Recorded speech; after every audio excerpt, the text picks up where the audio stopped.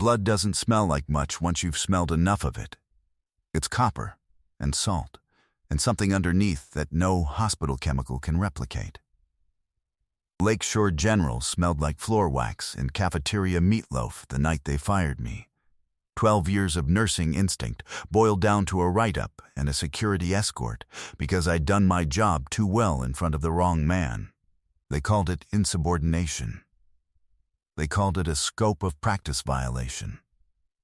What they meant was, a float nurse made the chief of staff look like he didn't know how to save a man's life, and he couldn't forgive that. 2 days later, 100 Green Berets pulled into the parking lot of the hospital that fired me. They weren't there to see him. Let me back up. My name on the badge said Eve Bellamy, ARN, picked up on a 6-month float contract because Lakeshore's ER was perpetually short-staffed and nobody asks too many questions of a nurse willing to work nights and holidays. I was 36. I moved like someone who'd been taught to move efficiently a long time ago, and I'd spent 6 years making sure nobody noticed that. The ER ran on the same 4 things every ER runs on. The smell of antiseptic fighting a losing battle against vomit and old coffee. The electronic chorus of monitors nobody silenced fast enough. The flat fluorescent light that made every patient look a little closer to death than they actually were. And the particular chaos of bodies moving fast and accomplishing very little. To the residents, a packed Friday night was a disaster. To me, it was Tuesday with worse parking. I worked quietly and efficiently, the way I did everything now. I found difficult veins by feel instead of sight. I cataloged exits without meaning to, a habit 12 years old that had outlived the reasons I'd built it. My pulse didn't climb during codes. The only thing that gave me away, if you knew what to look for, was a ringing in my left ear that never fully went away. A souvenir from Ramadi, 11 years gone, that flared up under fluorescent light for reasons no audiologist had ever fully explained to me. Nobody at Lakeshore knew I'd spent 4 years as a Special Forces medical sergeant, and then 2 more after that teaching other people's sons how to keep a man alive in places with no roads and no rules. I'd left that life behind on purpose, and I guarded the leaving of it the same way I'd once guarded a perimeter. Quietly, completely, without explaining myself to anyone who asked. Dr. Hale liked his coffee a particular way, and his nurses a particular kind of invisible, and for 6 months I'd given him exactly what he wanted, of both. I'd worked 5 hospitals across 3 states that same way, never long enough for anyone to start asking questions with real answers attached. Each one had its own version of the same architecture, the same bad coffee machine in a slightly different corner, the same exhausted residents pretending the exhaustion was temporary, the same bulletin board with the same expired flu shot flyer nobody had taken down. I could walk into any emergency department in the country blindfolded and find the crash cart in under 10 seconds. Old training doesn't retire. It just finds quieter places to live. Doctor. Preston Hale didn't run Lakeshore's emergency department so much as manage its liability exposure, with patient care as an occasional side effect. 51. Soft-spoken in meetings and sharp everywhere else. The kind of man who'd memorized the hospital's bylaws better than he'd ever memorized anatomy. He found his target around 11 that Tuesday night. A diabetic patient in Bay 2 was deteriorating in a way the resident on duty hadn't caught. I'd flagged it twice, once to the resident, once on the chart, before Hale walked the floor on his nightly rounds and noticed the numbers himself. Instead of correcting the resident, he turned on me. "Who told you to interpret labs that aren't yours to interpret?" he said, loud enough for the nurse's station and 3 open bays to hear. "You're a float nurse, Miss Bellamy, not a physician. I'd hate for you to confuse the two. I hadn't interpreted anything. I'd flagged a number outside normal range, which is in my job description, and the chart timestamp proved I'd done it before he'd ever looked at the screen. I knew it. He knew it. I didn't argue. "It's documented at 10:52, Doctor," I said, and went back to my cart. No raised voice. No defense beyond the truth, offered once. Something in my jaw wanted to tighten. I didn't let it. Around me, 4 people who'd watched the whole thing happen looked at their charts instead of at him. Nobody said a word in my defense. I'd stopped expecting them to a long time ago. I took my next break in the stairwell instead of the break room. Cement steps, cold rail, nobody around to watch my face do whatever it wanted to do. I hadn't taken this job because I needed the work. I'd taken it because civilian hospitals move at a speed I can tolerate, and because nobody at Lakeshore would ever think to ask what a Special Forces medical sergeant does for 2 years after Ramadi. Or why I spent the next 6 teaching other people's children how to pack a wound under fire well enough that I eventually stopped, being able to do it for free, in my sleep, every night, for anyone I loved. I hadn't run a real trauma in 6 years. I'd told myself I'd built a life that didn't need that version of me anymore. I was tired in the way that has nothing to do with hours slept. The kind that sits behind the sternum and waits for an excuse. Somewhere 2 floors up, a monitor chimed in a rhythm I recognized from somewhere that wasn't a hospital, a different alarm, a different country, a different version of me who hadn't yet learned that some kinds of service cost more than they pay back, and that the bill comes due whether you're ready for it or not. I didn't finish that thought. I straightened my scrubs, checked the clock, and went back down. Keep your head down. Keep your hands steady. Never let this building find out what's standing in it. That was the whole plan. It had worked for 6 years. An hour later, Hale found a second reason to remind the department who was in charge, and this one had a face attached.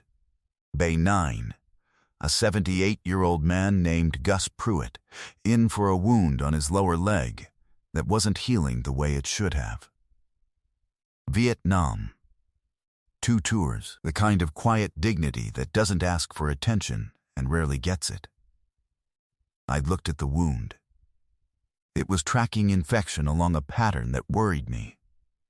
The kind of presentation that, left alone another 12 hours, ends in an amputation nobody needed to happen.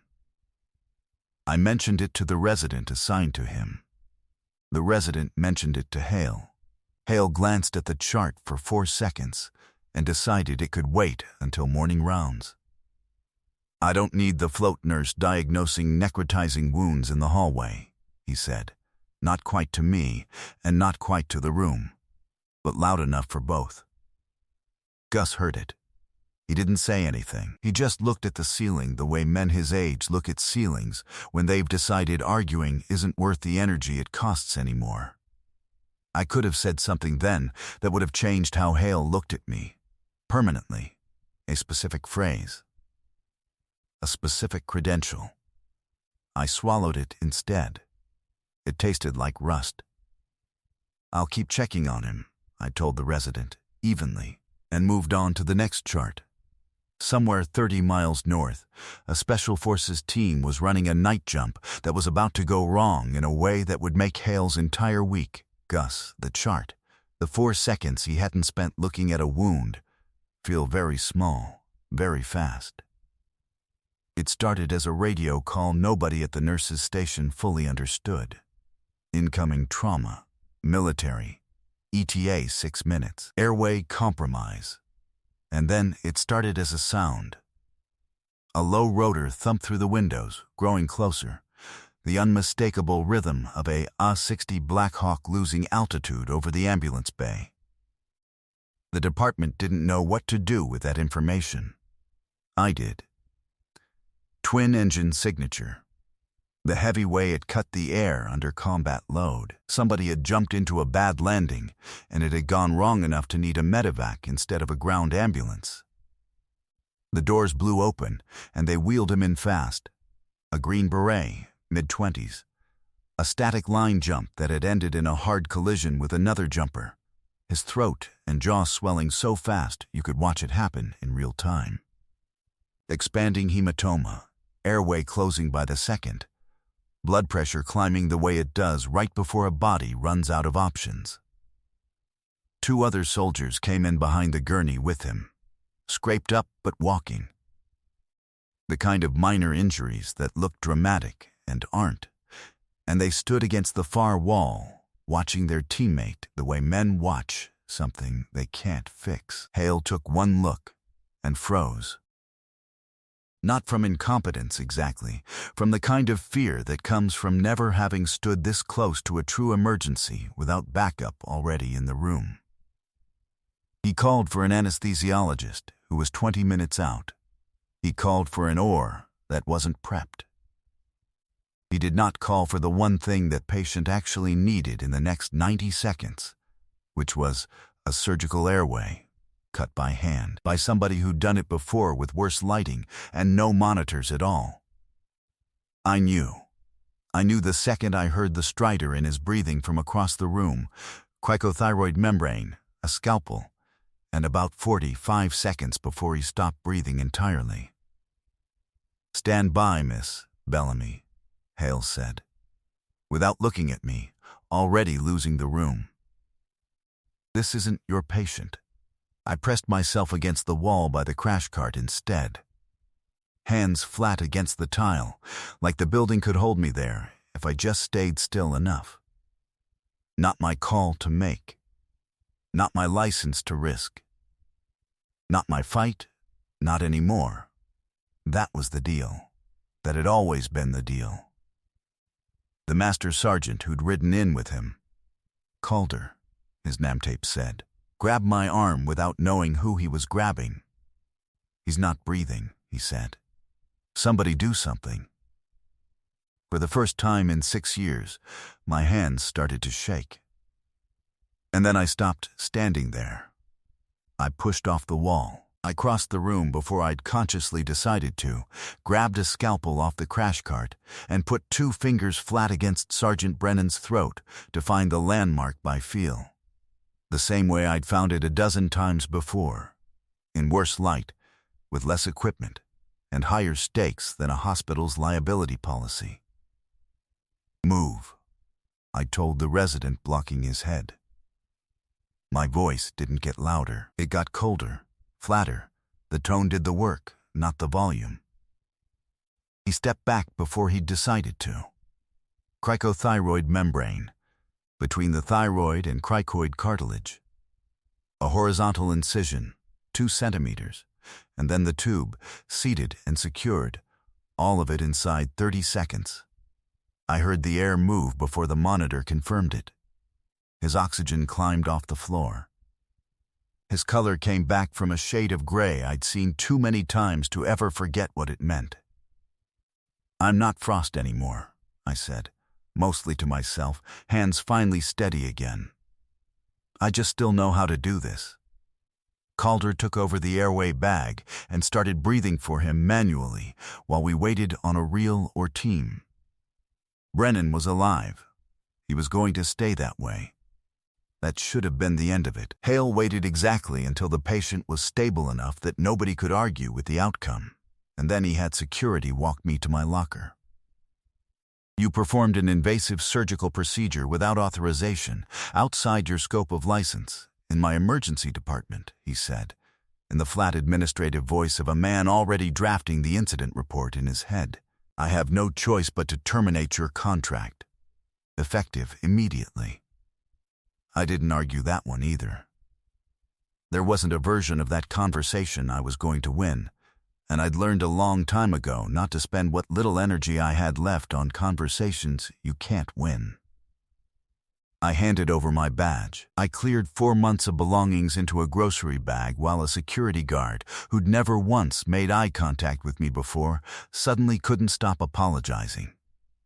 Gus Pruitt watched the whole thing from Bay 9, and he didn't say anything either. He just nodded once, slowly, like a man who'd seen this particular flavor of unfairness enough times in his life to recognize the shape of it on sight. I drove home with the radio off. I didn't cry. I just sat in my driveway for a long time before I could make myself go inside. 2 days later, the hospital called and asked me to come in and sign some paperwork related to my termination, final pay, COBRA forms, the bureaucratic afterlife of getting fired. I almost said no. I went anyway, because 4 months of unworn scrubs were still sitting in my car and I needed the check. I was in the lobby when I heard the engines. Not one vehicle. A column of them, heavy, diesel, military-patterned trucks rolling into a parking lot built for sedans, doors slamming in a rhythm too synchronized to be civilian. And then, boots. A lot of boots, moving with the kind of disciplined mass that doesn't happen by accident. 100 Green Berets do not arrive at a hospital quietly, and they didn't try to. They filled the lobby, the hallway, the ambulance bay outside, dress greens and the distinctive felt of their berets under fluorescent light that had never seen anything like it. The front desk receptionist looked like she was watching a small, polite invasion. "Where is she?" someone said. Not loud. The kind of question asked by a man who already expects an answer. Hale came out of his office to find a command sergeant major standing in his lobby with 99 other men behind him, and for the second time that week, he had absolutely no idea what to do with the situation in front of him. The command sergeant major scanned the lobby, the residents by the desk, the security guard, Hale frozen by his office door, me standing near the elevator bank with a grocery bag of my old scrubs still in my hand. He found me the way these things always find me.